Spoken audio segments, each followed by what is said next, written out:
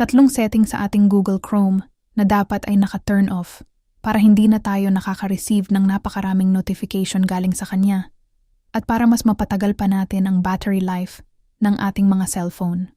Kung bago ka pa lang sa aking channel, huwag kakalimutang mag-follow, like, comment and share ang video na ito para mas madami pang matuto.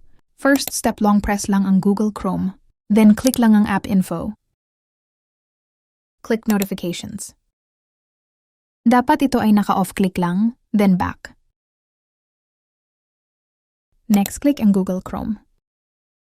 I-click ang 3 dots sa taas. Dito, click settings, then scroll down. Pindutin ang site settings. Scroll down at hanapin ang pop-ups and redirects.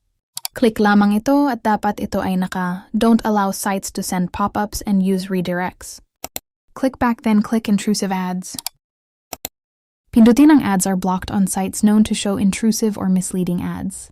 Dito tiyak nang wala ka ng matatanggap na ads galing kay Google at mapapahaba na ang battery life ng cellphone mo. Maraming salamat po sa panonood.